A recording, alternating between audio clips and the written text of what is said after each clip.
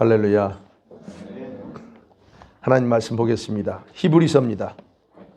히브리서 11장입니다. 오늘부터 제가 몇 주간 그 천국 순례, Journey to Heaven 이란 타이틀로 말씀을 나누려고 합니다. 그런 마음을 주셔가지고 그 말씀을 나누려고 합니다. 오늘 첫 번째 시간인데요. 자, 히브리서 11장 13절에서 16절입니다. 찾으셨죠? 예, 같이 한번 읽겠습니다. 시작. 이 사람들은 다 믿음을 따라 죽었으며 약속을 받지 못하였으되 그것들을 멀리서 보고 환영하며 또 땅에서는 외국인과 나그네임을 증언하였으니 그들이 이같이 말하는 것은 자기들이 본향 찾는 자임을 나타냄이라. 그들이 나온 바 본향을 생각하였더라면 돌아갈 기회가 있었으려니와 그들이 이제는 더 나은 고향을 사모하니 곧 하늘에 있는 것이라. 이러므로 하나님이 그들의 하나님이라 일컬음 받으심을 부끄러워하지 아니하시고 그들을 위하여 한 성을 예비하셨느니라. 아멘. 자, 오늘 첫 번째 시간으로 이 마지막 때에 여러분의 소명이 뭔가에 대해서 한번 보려고 합니다. 왜 주님이 이 마지막 때를 살게 하셨는가 하는 거예요. 우리가 점점 주님 앞에 가야 될 날이 점점 다가오고 있고 또 천국에 가야 될 날도 점점 다가오고 있습니다. 그런 차원에서 주님이 또 우리에게 이런 말씀을 주는 거 아닌가 생각합니다. 자, 몇 개월 전에 한국에 여러분 아시는 유명한 배우가 자살했습니다. 참 안타까운 생을 마감했어요. 여러분, 사람들이 자살을 선택한 이유는 뭘까요? 쉽게 자살합니다. 왜냐하면 자신이 죽으면 모든 것이 끝난다는 단순한 생각 때문에 어려운 일 있고 억울한 일 있으면 그냥 그거를 그런 식으로 하는 경우가 참 많습니다. 물론 여러분 자살하면 이 땅에서 어떤 문제들, 법적인 문제들은 다 소멸되고 없어져 버립니다. 사람들 기억 속에서도 사라져 버립니다. 그런데 그런 사람들이 한 가지만 생각할 줄 알지 그 다음 걸 생각하지 못해요. 그게 뭡니까? 자살은요, 자신의 생명을 스스로 끊는 거잖아요. 그런데 그건 살인을 저지르는 행위입니다. 자신의 생명을 죽이는 살인죄라는 거예요. 이 세상에서는 그 살인죄가 적용되지 않습니다. 그러나 천국의 법정에서는 엄청난 죄에 해당됩니다. 그거 아셔야 돼요. 우리가 이 세상 법을 따르면 괜찮아요. 그러나 그 살인죄는 천국의 법정에서 유효합니다. 그래서 여러분, 안타까운 부분들이 우리 생명이 얼마나 중요한가를 알아야 되는데, 여러분 현재 이 지구상에 80억이 인구가 삽니다. 80억이에요. 그런데 이 생명들의 주인은 누구일까 하는 겁니다.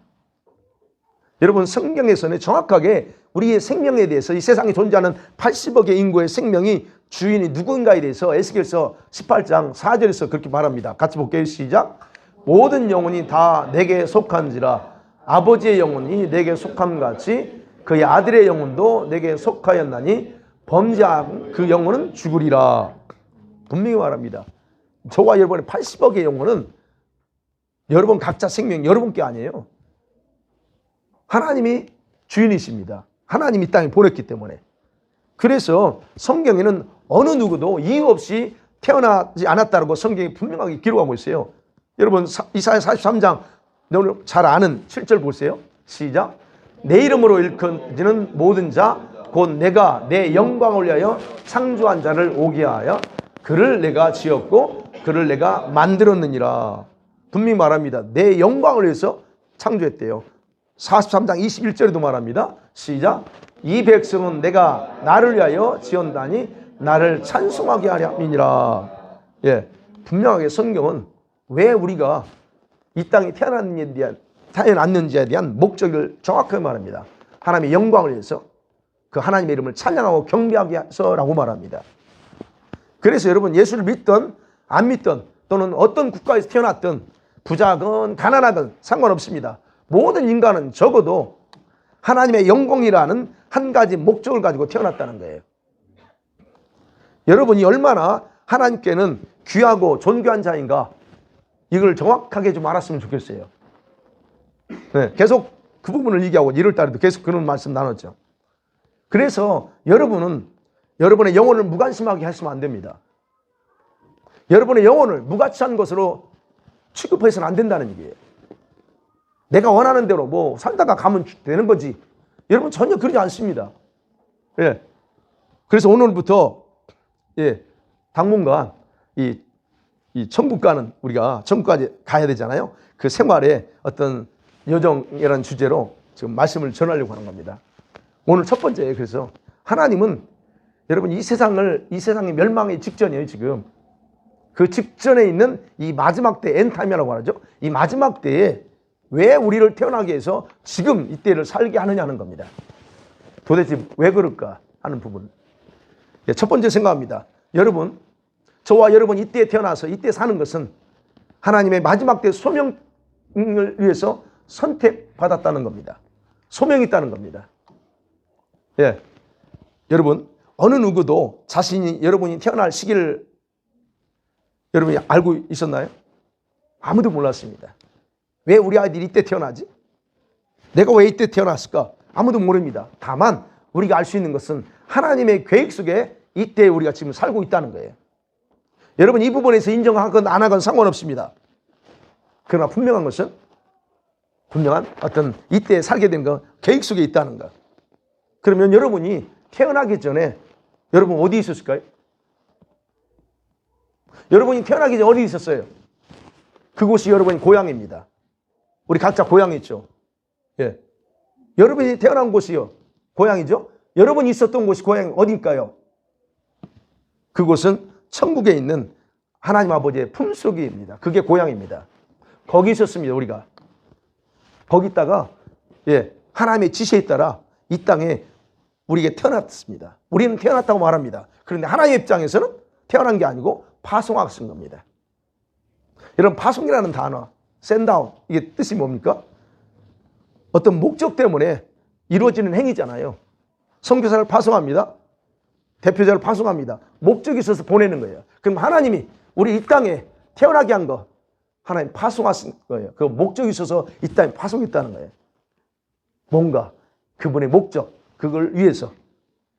그래서 성경에는 저와 여러분들이 엄마 뱃속에 잉태되는 순간에 여러분 천국의 호적 등본에 분명히 있어요. 호적이 있습니다. 천국의 호적 등본에 여러분의 이름, 여러분의 왜 태어났는지 목적을 다 기록해놨다라고 시편 몇 주 전에 봤죠. 139편 16절에 다 그렇게 기록되어 있습니다.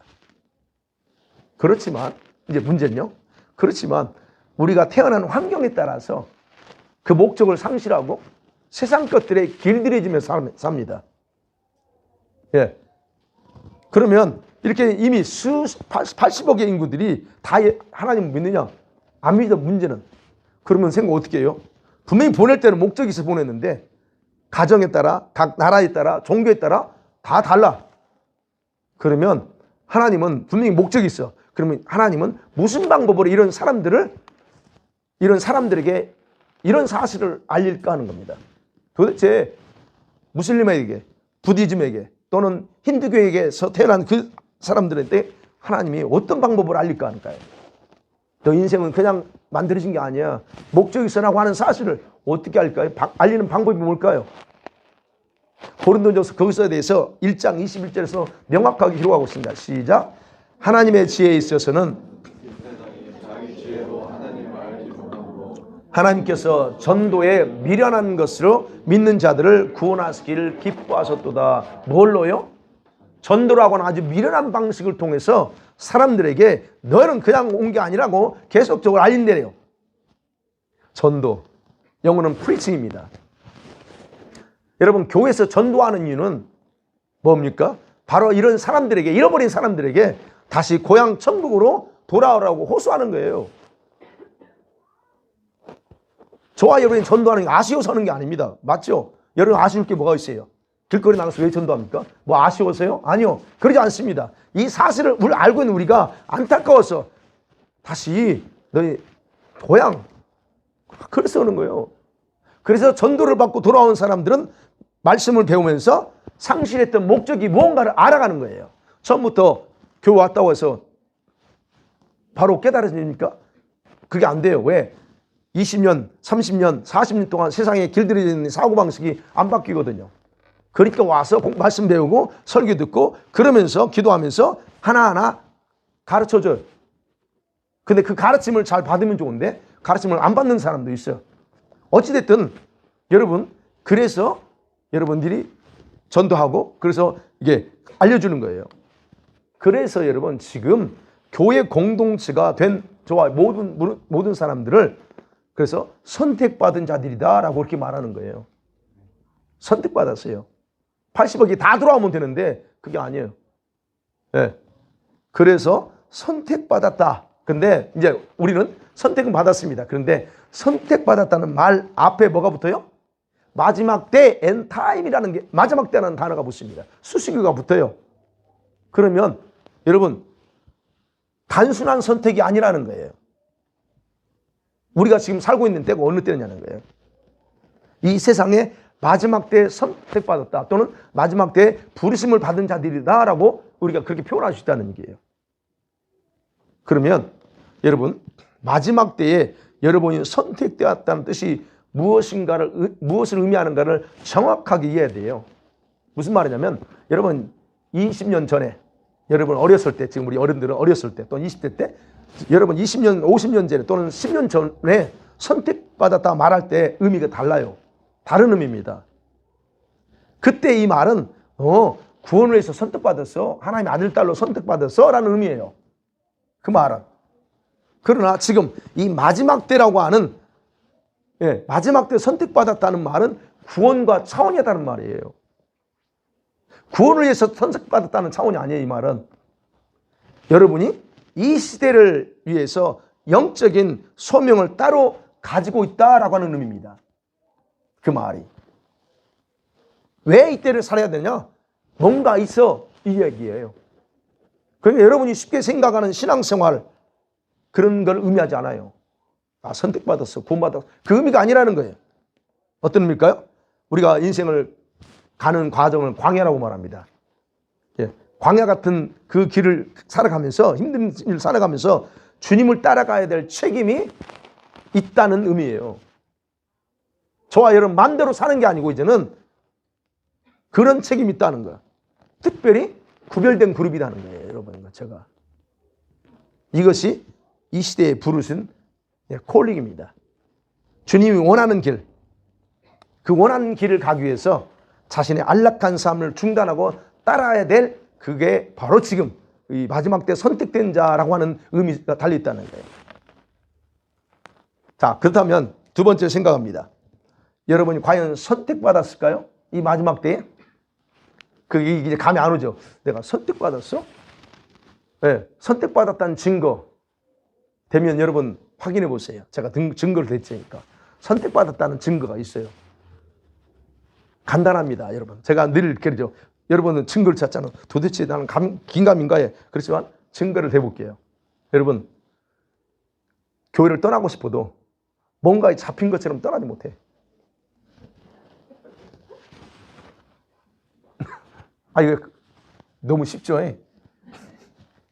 내 마음이 내 마음대로 안 돼. 특별한 일을 제외하고는 자기도 몰라. 근데 주일 되면 교회 와. 희한하죠? 여러분, 그 마음을 여러분이 마음대로 할 것 같아요? 희한하게 와. 뭐로 와요, 오늘? 주일이니까 오죠, 어떤 분들은. 그럴 수 있습니다. 근데 그거 보라는 거예요. 왜 그런가? 오늘 설교 됐습니다. 뭔 말인지 도무지 이해가 안 돼. 이해는 잘 안 되지만 나도 모르게 거기 나오는 거예요. 어떤 분은 그래요. 말씀이 쏙쏙 귀에 들어와. 어떤 분은 그래요. 어떤 분은 그렇고, 이런 분들은 말씀 잘 들어옵니다. 이해가 잘 돼. 정말 신앙이 무엇인가 알았어. 이게 신앙이구나. 이건 압니다. 이것도 하나 특징입니다. 그래서 어떻게 해요? 내가 예전과는 달라야지. 이렇게 하면 안 되는구나. 그런 생각을 갖습니다. 그게 선택받은 사람 생각하는 거예요. 그리고 어떤 경우는 또 조금 더 진보가 돼. 한번 끝까지 가보자, 한번 내가. 도대체 목사님이 자꾸 말하는데 끝까지 한번 내가 이 길이 뭔가 한번 가보자 라고 그런 마음도 가질 수 있어요. 여러분 어떠세요? 내가 그러면 어떤 사람 같아요? 선택받은 것 같아요? 선택 안 받은 것 같아요? 네. 우리는 간단합니다. 심플해요. 그렇지만 여러분 어때요? 스스로 내가 아직까지도 긴가민가하죠. 네? 그런데 여러분 공동체 안에는 여러분 이제 또 선택은 받았지만 중요한 건요. 공동체 안에는 선택받은 자들만 있는 게 아니라는 것이 성경의 가르침입니다. 우리 같이 있지만 예수님께서 말씀하셨죠. 교회 안에 알곡과 가라지도 있다. 양과 염소도 섞여 있는 곳이 교회다라고 말합니다. 그럼 잘 보세요. 내가 양인지 선택받은 자인지 가라지인지. 여러분 출애굽 당시에 이스라엘 백성들과 함께 나온 모든 사람들이 구원을 받은 게 아닙니다. 누가 섞여 있었다고 그랬죠? 잡족들, 다른 노예들이 그걸 빌미해서 싹 빠져나옵니다. 네, 괜찮아요. 그래서 그들은 어떤 애굽의 노예 생활에서 자유 얻었습니다. 그들이 어디를 건너요? 홍해를 건넜습니다. 그래서 그들은 자동으로 가.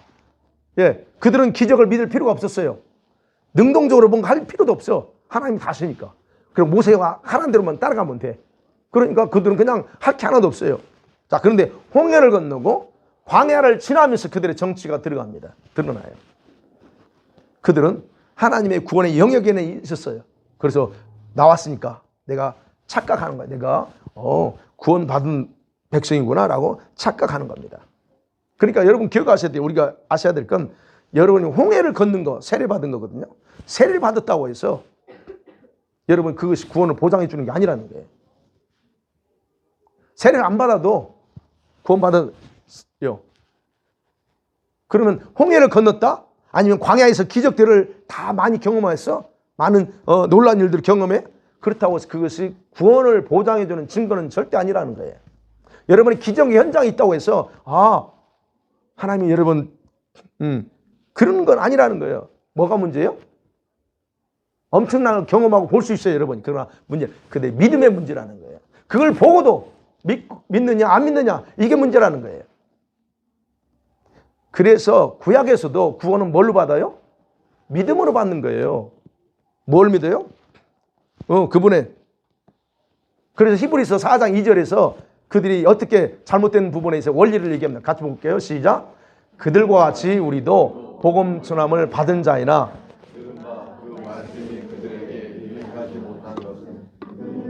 믿음과 결부시키지 아니함이라. 분명히 들었어요. 근데 그 말씀 기적도 봤어. 그런데 그거를 자기 믿음과 연합시키지 않았다는 거예요. 유다서 1장 5절에서는 이렇게 말합니다. 시작. 너희가 내가 하노라. 주께서 백성을 애굽에서 구원하여 내시고 멸하셨느냐. 누가 어떤 사람을 멸해요? 믿지 아니하는 자들. 따라왔지만 믿지 않는 자들이 있어요. 그게 바로 이제 우리 예수님께는 가라지라 그럽니다. 그러니까 결국 뭐냐면 그런 기적을 경험하고 모세로부터 직접 다 듣고 모든 걸 다 했어. 그렇지만 제당해. 믿음과 결부시키지 않아. 그러니까 여러분 그거예요. 오늘날도 그렇다는 거예요. 이렇게 하나님의 선택된 무리 안에 있지만 그래서 자기를 보라는 거예요. 들어올 수 있어요. 들어올 수 있지만 자신의 믿음을 관리하지 않으면 이런 낭패당한다 하는 게 그게 성경에서 분명히 말하고 있다는 거예요. 그럼 이제 여러분은 이렇게 말씀드리면 아마 여러분 스스로 자신에 대해서 다음같이 생각할 거예요. 나는 선택받았어요? 그러면 그러면 마지막 때에 많은 사람들이 있는데 왜 나 같은 사람을 꼭 선택하지? 그죠? 왜 나 같은 사람을 선택해요? 나 선택해서 하나님께 뭐가 유익하다고 어떤 희망이 있다고 나 같은 사람을 선택해요? 여러분 그 생각 해봤나요? 오늘 지금 생각해 보세요. 나 같은 사람을 선택해서 뭐 하려고? 여러분 그 생각 100% 맞아요. 여러분 선택한 거 잘못한 거예요. 저도 마찬가지입니다. 저 같은 사람은 선택한 도대체 저한테 볼 게 뭐가 있다고. 그 생각이 맞다는 겁니다. 우리 자신 생각 맞아요. 그래서 선택하셨다는 거예요. 이해가 되세요? 여러분보다 저보다 더 낫다고 생각되는 다른 사람들 많이 있어요. 훌륭하고 지혜롭고 학식 있는 사람 많습니다. 그런 사람보다 더 그런 사람들의 희망을 둘 수 없고 오직 저와 여러분 같은 사람에게 희망을 둘 수 있었기 때문에 그래서 선택했다는 거예요. 자격이 충분해서가 아니에요. 자격이 미달되었기 때문에 하나님이 희망을 뒀다는 거예요. 아멘. 하나님은요, 자격 미달자를 사용하시는 게 주특기예요. 아멘. 맞아요. 자격이 안 돼. 그런 사람 들어서. 그래서 어떻게 하시는 줄 아세요? 그런 저와 여러분들을 준비시켜서 뛰어난 자로 만들어요. 특출한 자로 변화시켜버린다는 거예요. 그게 하나님의 주특기입니다. 전능하신 하나님은 바로 이런 방식으로, 성경을 보세요. 이런 방식으로 자신의 목적을 완성해 나가세요. 얼마나 멋진 하나님이에요. 그 하나님이 여러분을 선택하고 그분이 오늘 여러분 예비하는 거예요. 그분이 지금 그 아버지의 천국의 보좌에서 여기 이곳을 향해서 얼굴을 들고 한 분 한 분을 다 살펴보고 있어요. 여기에 천사들이 와 있습니다. 제가 요청했거든요. 항상 예배 때만 하나님 천사 보내주세요. 여기 쫙. 그래서 우리가 드린 거 하나하나 다 받아달라고. 여러분이 아셔야 돼요. 여러분이 기도하면 그분은 그대로 하세요. 예. 그러니까 여러분 우리 같은 사람들이 큰 희망이 있습니다. 할렐루야. 여봐, 여러분 희망 가지세요. 그래서 선택받았다는 거예요. 그 다음에 세 번째로 생각해 봅니다. 그러면 이렇게 자격 미달되는 저와 여러분을 선택했다면 도대체 우리는 어떻게 해야 되냐는 거예요. 여러분 한 번쯤 여러분은 나는 그러면 선택받았다면 어떤 사람이 되어야 될까, 또는 어떤 그리스도인으로 살아야 될까라고 하는 진지하게 자신을 돌아볼 필요는 있습니다. 이제부터라도 다시 내가 어떤 신앙으로 살아야 되지 생각하셔야 돼요. 마지막 때에 선택받았다면 우리는 어떤 삶을 살아야 되냐? 바로 천국을 향한 지금 순례자의 인생을 살아야 된다는 거예요. 그게 주님이 우리에게 말씀하고 싶은 겁니다.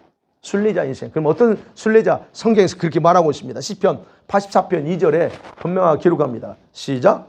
주님이 여호와의 궁정을 사모하여 쇠약하며 내 마음과 육체가 살아계시는 하나님께 부르짖습니다. 얼마나 주님에 대한, 저 천국에 대한 그 사모함이 강한지. 그래서 보고 싶어서 가고자 하는 그런 궁정, 하나님이 계시는 그 궁정이라고 표현했어요. 한국말로. 그 주님이 계시는 그곳, 그것에 가고 싶어서 사모함이 넘쳐나요. 그래서 84편 5절에서 7절 같이 볼게요. 시작. 주께 힘을 얻고 그 마음에 시온에 들어가 있는 자는 복이 있나이다. 그들이 눈물 골짜기를 지날 때에 그곳에 많은 샘이 있을 것이며 이른 비가 복을 채워주시라. 그들을 시온에서 하나님의 아멘. 예, 그런 사람들. 여기서 마음에 시온의 대로라고 표현했잖아요. 원래는 그게 영어로 뭐라고 표현했어요? Whose heart is set on pilgrimage. 순례자의 마음으로 가는 거예요. 인생 자체를 순례자의 삶으로 사는 것, 그게 얘기합니다. 그런 사람들은 눈물 골짜기를 지날지라도 그런 사람이 가는 건 샘물이 터진대요. 그게 필요합니다. 선물을 터뜨리고 동시에 하늘에서 하나님은 이른 비를 내려주고, 그리고 그들에게 힘을 얻어서 끝까지 올라가서 시온에서 실제로 보면 하나님을 뵌다 그럽니다. 여러분 순례자의 그런 인생, 즉 천국을 향한 그 사모함을 가지고 살아갈 때 하나님은 우리의 삶 가운데 모든 것들을 다 터뜨려 버린대요. 여러분 우리는 모두 자격 미달자예요. 그렇다면 우리 그거 하셔야 돼요. 여러분 자신의 믿음의 상태, 경험, 신앙 연도, 나이 볼 필요 없다는 겁니다. 난 나이가 많고 나는 믿음이 없고 나 신앙 연주도 없고 여러분 그런 거 볼 필요 없다는 겁니다. 그 말이. 여러분 육신의 나이는 숫자에 불과해요. 주님께는. 여러분 인간의 수명은 10살이든 80이든 주님의 눈에는 잠깐의 시간이 지난 것으로 생각합니다. 10년? 주님의 눈은 점과 같아요. 잠깐이에요. 그러니까 우리는 나이를 따지고 있지만 주님께는 그렇다. 그럼 뭐가 중요할까요? 주님 우리의 나이를, 어떤 나이를 봐요? 여러분의 영의 나이를 중요하게 생각합니다. 육신의 나이가 아니에요. 영의 나이를 봅니다. 여러분의 영혼의 나이. 기억하셔야 될 건 여러분은 영혼의 나이를 몰라요. 지금까지 몰랐기 때문에, 가르치지도 않았기 때문에 여러분 영혼의 나이를 케어 안 했습니다. 영혼을 케어 안 하고 그냥 살아왔어요. 그러면 우리 뭐 교회 안에 우리 아이들 많죠. 어린아이들. 육신은 어린아이야. 근데 어린아이인데 영의 나이는 50, 60 먹은 애들이 있어요. 몸은, 육체는 노인이야. 그런데도 5살, 6살, 7살밖에 안 되는, 그러니까 수두룩합니다. 그래서 여러분의 영혼의 나이를 케어해야 된다는 거예요. 천국에 가면 그걸 가지고 평가하지, 여러분이 지금 이 세상에서 얼마나 먹었냐 이거 아니에요. 여러분의 영혼의 나이가 몇 살 같아요? 그 나이를 보면 나이로 나타나죠. 행동으로 나타나잖아요. 우리 아이들. 여러분 아이들 행동으로 나타나잖아요. 여러분이요 신앙생활에서 행동으로 나타나 여러분의 영의 나이 몇 살인지. 제가 안타까운 거예요. 그래서 50, 60년 신앙생활 했는데 왜 여전히 이러냐 내가 그런 거예요. 그게 여러분 영의 나이예요. 시편 90편 10절과 12절에서 말합니다. 시작. 우리 연수가 70이요 강건하면 80이라도 그 연수의 자랑은 그 수고와 슬픔뿐이요 단순스럽게 아니 우리가 날아가니이다. 그 다음에 누가 주의 노여움의 능력을 진노의 두려움을 알리니까 우리에게 날 계수함을 가르치시기 지혜로운 마음을 얻게 하옵소서. 예. 7, 80이요. 잠깐입니다. 신속히 간대. 근데 그 다음에 문제예요. 그 다음에 지금 보니까 헛되게 한 인생에 바라는 주님의 노여움이 있다는 거예요. 인생을 헛되게 산 사람에 대해서 주님이 진노를 바란다 말합니다. 그 진노의 두려움을 아는 사람이 없어. 그래서 말하면 진노의 두려움을 누가 알며. 그래서 지혜가 필요하다는 거죠. 지혜로운 마음. 하나님 앞에서 후회 없고 분노, 후회 없는 분노, 그리고 진노 당할 것을 두려워하면서 살도록 여러분이 필요한가 뭡니까? 내 자신의 인생의 숫자를 계산할 수 있는 지혜를 가지고 달라고 요청하는 거예요. 시편 기자가. 그게 필요합니다. 그러면 생각하겠죠? 나 같은 자격 미달자를 왜 구원하셨는가? 그래서 생각하며 살라는 얘기예요. 내 영혼을 이 땅에 보내서 이루고 싶어하는 삶, 그의 영광이 되는 삶을 사는 것, 그게 바로 우리가 살아야 될 삶의 목표가 되어야 된다는 얘기예요. 그럴 때에 저와 여러분은 온전한 하나님의 나라에 또 하나님의 백성이 되는 겁니다. 계시록 봤죠? 하나님 백성이 있고 다스리는 자가 있고 신부가 있고 그룹이 다 달라요. 어디서 살 거냐 하는 부분을 정해야 된다는 거예요. 그렇기 때문에 여러분이 현재 무관심하고 안락함을 누리면서 사는 것, 영혼을 죽이는 겁니다. 여러분의 영혼을 죽이는 거예요. 여러분의 영혼이 얼마나 공고한가 생각해 보세요. 제발. 여러분의 영혼이 얼마나 힘들고 공고한가 여러분을 생각해 보시라는 거예요. 아니면 여러분의 영혼이 기쁨 속에 살고 있는가 생각해 보세요. 여러분의 영혼의 기쁨은 돈이 있다고 해서 짭이 많고 뭐 일이 잘 풀린다고 해서 오는 게 아니에요. 근데 사람은 착각하니까 그게 아닙니다. 여러분이 무엇을 추구하며 살고 있어요? 성공입니까? 명성입니까? 돈입니까? 일반적으로 사람들 그걸 추구합니다. 그러나 성경은 적어도 선택받은 자들에 대해서 말합니다. 성경은 절대로 여러분의 성공과 명성, 부자 되라고 성경 말하지 않아요. 또 그것을 위해서 선택받았다고 절대 말하지 않습니다. 근데 우리는 그걸 쫓아가요. 얼마나 많은 사람들이 교회 안에 구원받았다고 하는 얼마나 많은 사람들이 이 하나님이 부르신 소명에 대해서 설교 들어보지 못하고 단순히 교회만 다니면 천국에 간다는 기본 상식만 알고 살다가 천국에 어디로 가요? 저 변두리, 낙원, 홈리스로 사는 여러분 아세요? 제가 이렇게 말씀드리는 건 여러분 홈리스 되지 말라는 얘기예요. 제가 여러분 목표입니까? 여러분 다 요한계시록 21장 20절에 나오는 영원한 천국, 진짜 가야 될 천국, 거기 데리고 가고 싶은 거예요. 여러분 홈리스예요. 천국에 가면. 여기 홈리스 될 사람이 있어요. 정신 차리셔야 돼요. 오늘 본문에 기록된 아브람 있죠. 오늘 본문에 지금 13절, 14절, 15절, 16절 나오는 이 사람들은 믿음을 따라 죽었어요. 아브람이에요. 아브람과 그 외에 이제 노아네, 에녹이네 이런 그런 믿음의 선배들, 믿음의 선배들이 주님께 부르심을 받은 후에 어떤 삶을 살았는가를 요약하고 있어요. 그게 지금 13절 그 내용이에요. 그들의 인생 여정을 이렇게 말해요. 15절 16절 그래요.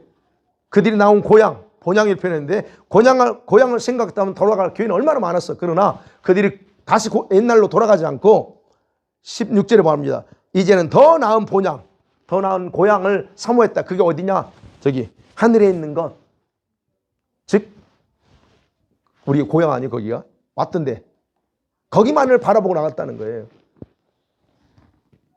그게 바로 믿음의 선배들이 살았다는 겁니다. 이런 삶을 여러분 아브라함이나 믿음의 선배들은 이 땅의 삶을 나그네의 삶을 생각했다는 거예요. 나그네 잠깐 왔다 사는 거, 그리고 하늘에 있는 진짜 가야 될 걸 사모하면서 투자하며 살았다.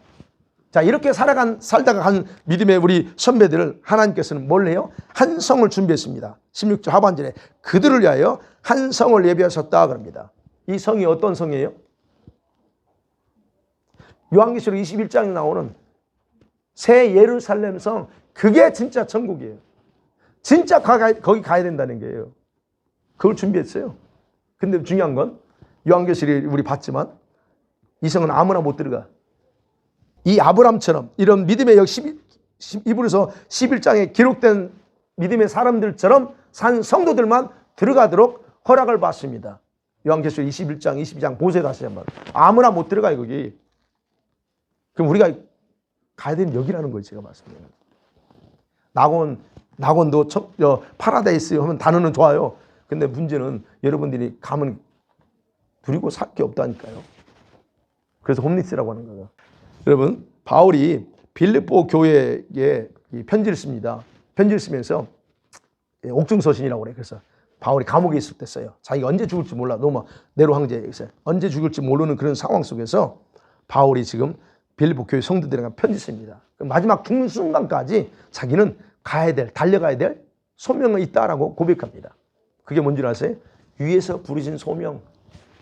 위에서 하나님이 나를 땅에 보내시면서 소명했대요. 그 소명이 뭐냐? 하나님의 영광을 위해 자신을 희생하기로 결정하는 삶을 살겠다라고 그가 고백해요. 감옥에 있으면서 난 끝까지 달려가겠다.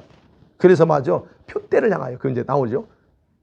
예, 13절 14절 보면 표대를 향해 나는 뒤를 안 돌아보고 과거 안 돌아보고 그냥 표대만 향해서 난 달려간다 그럽니다. 근데 어디에서? 감옥에 있으면서도 스카이는 마음에 어떤 중심 잃지 않고 달려간대요. 그럼 왜 달려갔나? 분명히 말합니다. 바울이. 왜 달려가? 감옥에 있으면서 왜 자기는 달려간다고 말하냐? 그 소명을 위해 달려가면 준비된 상급이 있다라고 고백해요. 거기에 맞는 상급이 나한테 준비됐기 때문에 나는 그걸 놓칠 수 없어. 그래서 그걸 향해 달려간다라고 말하는 거예요. 바울이 그 상급이 얼마나 크고 영광스러운가를 잘 알고 있었기 때문에 그 감옥 속에서 고백하는 겁니다. 여러분이 기억하셔야 돼요. 하나님은 우리에게 이런 것들을 주시려고 준비해놓고 거기로 오라는 거예요, 지금. 네. 마지막 때의 소명. 지금 여러분, 우리 마지막 때의 소명. 마지막 때의 소명은 지금까지 여러분 생활을 중단하고 그분의 영광을 위해서 모든 것을 투자하는 삶을 사는 걸 말합니다. 짭을 관두라는 게 아니에요. 저 오해하지 마세요. 일을 해야 돼요. 그걸 잘못 받아들이지 마세요. 일하세요. 그렇지만 여러분은 삶의 중심에 모든 안락하고 편안하게 생각하고 내 중심으로 살던 걸 포기하라는 거예요. 위에서 부르시는 그 소명은 여러분 어떤 특별한 것을 하라고 말하지 않습니다. 특별한 일을 해야만이 그게 말하는 게 아니고 여러분의 삶을 의미해요. 삶. 어떤 삶을 살아야 하느냐 하는 거예요. 그게 소명이라는 게 어떤 삶. 그래서 안락하게 사는 거 다 좋아합니다. 성공적인 삶 좋아합니다. 그게 소명의 삶이냐? 아니라는 그거 가봐요. 안락하고 편안하고 가진 게 많아. 뭐 집 있겠다. 뭐 그러니까 특별한 적당히 벌면 돼. 그런 자체가 안락한 삶일 수 있어요. 그러니까 뭐 그냥 내가 뭐 특별히 뭐 교회 나가면 되지. 예배 드리면 되고. 이게 안락한 삶이에요. 그렇게 하지 말라는 거예요. 그래서 우리가 안락하고 성공이 아니라 그런 때로는 어려움이 있고 그다음 고난이 따르는 더 많은 이제 우리가 제대로 신앙생활 하려면 어려움이 있어요. 근데 여러분 어려움 당하는 거 싫어합니다. 그죠? 그거 자체. 그래서 우리는 신앙생활을 제대로 하고 있는지 안 하는지를 여러분 보면 알아요. 근데 그러면 여기서 얘기하는 거예요. 그런 고난과 어려움이 더 많은 천국을 향해서 이렇게 순례자처럼 삶을 앞으로 전진해 나가는 겁니다. 이게 바로 우리의 삶의 핵심이 되어야 된다는 겁니다. 사랑하는 성도들, 말씀 맺어볼게요. 왜 하나님께서 이 마지막 때에 여러분이 소명, 이 콜링 있어요. 이 소명을 따라 살라고 선택하셨을까 하는 거예요. 왜 선택했을 것 같아요? 왜? 간단해요. 그래야 하나님 아버지께서 저와 여러분을 주시려고 준비한 그 완벽한 천국, 완벽한 성에 들어갈 수 있기 때문에 그래요. 이게 가셔야 됩니다. 이거 안 가면 여러분은 오해하지 마세요. 뭐 지옥 간다 이런 게 아니에요. 여러분은 구원 받을 수 있지만 진짜 아버지가 기다리는 곳에 갈 수 없습니다. 말씀드렸잖아요. 지금 세계 80억인데 그 중에서 기독교인이 자기를 기독교인이라고 말하는 사람이 13억 정도 돼요. 정확하게 13억. 뭐 천주교도 이단들도 다 자기 기독교인이라고 하니까 다 포함해서 13억 정도 돼요. 그러면 그 13억의 사람 중에서 얼마나 많은 사람들이 주님이 말하는 것처럼 그렇게 살고 있을까? 그러지 않아요. 오직 소수만이 이 소명, 마지막 때의 소명을 완성하기 위해서 바로 이 믿음의 순례 여정을 하고 있어요.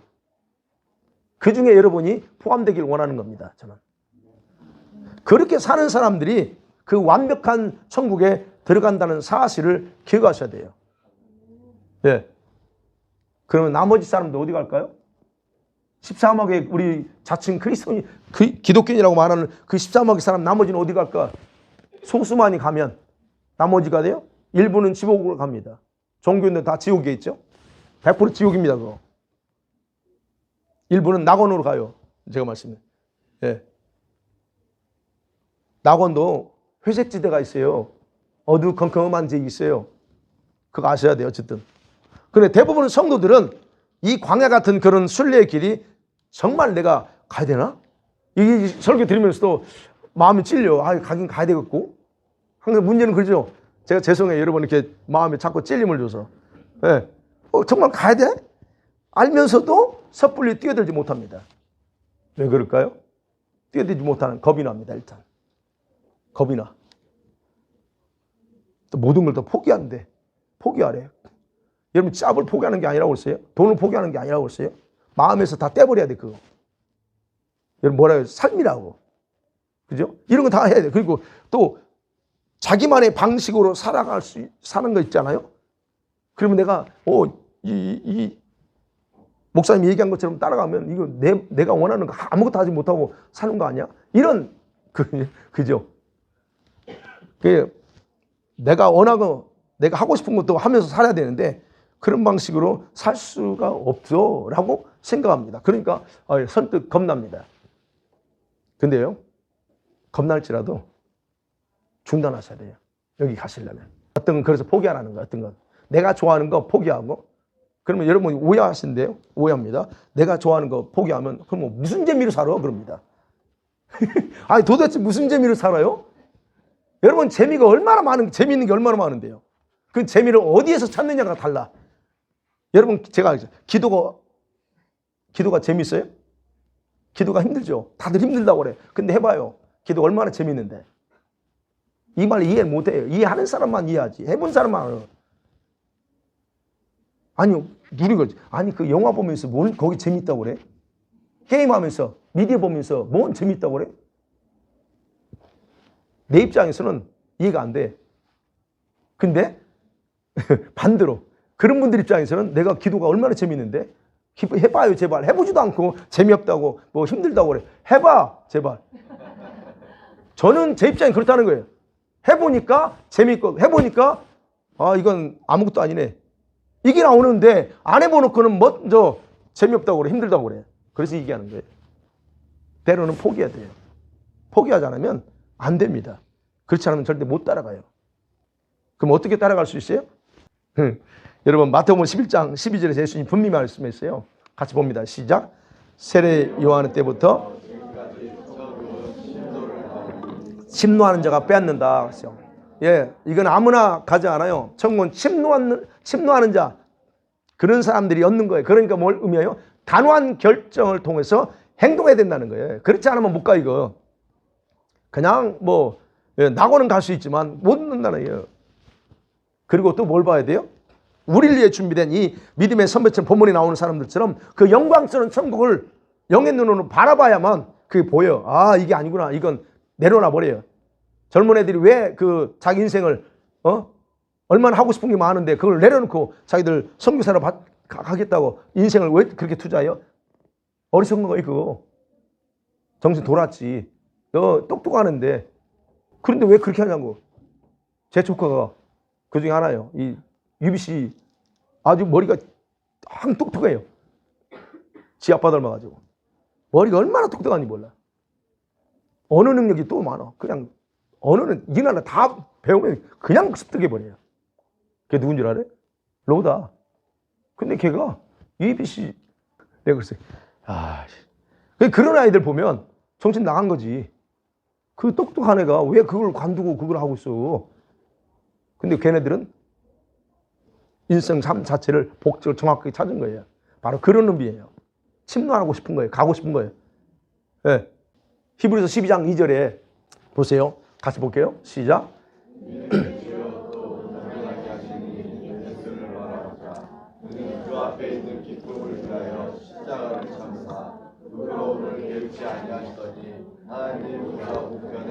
셨느니라. 예. 예수님께서 여러분 예수님께서 자기가 그 고통스러운 십자가를 왜 졌어요? 여러분 그 고통스러운 십자가 그 최악의 그 형벌 사형법 그 십자가에서 매달려서 3시간 동안 매달려서 그 얼마나 고통스럽겠어요? 근데 왜 주님이 그 길을 가야 되냐 이게요. 단 한 가지예요. 그 길 돼 있죠. 예, 자기 앞에 자기가 일을 끝나면 자기 앞에 있는 기쁨이라고 있어요. 우리말은 기쁨이야. 근데 자기 앞에 있는 영광을 위해서 그것만 생각했다는 거예요. 그것만 영광을 얻기 위해서 내가 이거 3시간만 참으면 내 앞에 있는 그 영광스러운 그거 그래서 십자가의 고통스러운 죽음도 견딜 수 있었다는 거예요. 그러면 예수님께 준비된 영광이 뭘까요? 예수님이 하나님의 아들이니까 뭐 당연히 모든 걸 아니요, 그러지 않습니다. 아버지가 주었다고 그래요. 아들한테. 어디에 영광이 뭐예요? 아버지 보좌 앞에 앉는 영광을 주셨어요. 그래서 아버지 보좌 앞에 있어요. 그러니까 우리가 계시록에서 계속 얘기하는 거 아니에요. 그 영광스러운 통치자의 자리 20장 4절에 나오는 그 수많은 보좌들 앞에 아무나 앉을 수 있는데 그 앉기 위해서 자기 삶을 투자한 사람들이 앉을 수 있다는 거예요. 바로 이런 거. 그러니까 이 영광을 바라보니까 주님은 참은 거예요. 그러면 우리들에게 준비된 영광은 뭐예요? 우리들 저와 여러분이 오늘 그래 지금 이 마지막 때 이거 해라. 그 영광 우리에게 뭐가 있을게? 여러분이 천국 가면 여러분 어떤 곳을 상상하고 가고 싶으세요 지금? 어떤 걸 가고 싶어요? 이제 제가 계속 말씀드리니까 낙원 안 가. 이거 마음이 절대 낙원 안 간다. 이 영화는 천국 그러죠? 그걸 가야 되네. 그게 우리한테 기다리고 있다는 거예요. 그래서 분석해 보면 그래요. 어떤 사람은 예수님처럼 영광의 보좌에 앉을 수도 있습니다. 근데 어떤 사람은 수많은 행성을 다스리는 왕이 될 수 있고 통치자가 될 수 있고 어떤 사람은 주님의 거룩한 신부가 되는 영광을 얻을 수 있다는 거예요. 계시록에 보면 그래요. 그러니까 여러분 천국에서 저와 여러분의 위치 존재가 어떤 위치냐 결정되는 거예요. 지금 여기서 여러분이 어떻게 하기로 결정하느냐에 따라서 천국에서 달라진다는 거예요. 여러분 아브라함이나 모세가 바라보고 인생을 투자한 천국은 낙원이 아니에요. 네, 변두리가 아니라는 겁니다. 만일 그랬다면 모세가 지난주에 봤죠. 모세가 그 영광스러운 왕자의 자리 그 부귀영화 포기 안 해도 돼요. 왜요? 얼마든지 종교인으로 살아도 때로는 그리고 또 좀 이제 그때 해서 하나님 잘못했어요 하게 하면 하나님 은혜로 구원은 받을 수 있기 때문에 그 포기 안 해도 돼. 근데 왜 포기했느냐 이거예요. 그러기에 여러분 더 이상 이제 여러분 현재 안일한 종교생활, 안일한 생활 단호하게 벗어나세요. 그리고 신앙생활의 목적을 새롭게 하세요. 여러분 그게 필요합니다. 지금 여러분 여기서 이미 결정한 사람도 있지만 아직까지도 그러지 못한 사람이 있어요. 그래서 기억해야 될 것은 여러분이 생각한 것처럼 시간이 많이 남아있지 않다는 거예요. 우리에게 시간이 많이 남아있지 않습니다. 여러분 비록 여러분 그래서 지금 여러분에게 우리에게 시간이 남지 않았음에도 불구하고 다시 한번 주님이 우리에게 기회를 주는 거예요. 바로 오늘 지금 올바른 선택하십시오. 선택은 여러분의 것입니다. 저는 이렇게 전해지만 선택은 여러분의 것이에요. 그러나 기억하세요. 지금 선택이 여러분의 영원을 좌우합니다.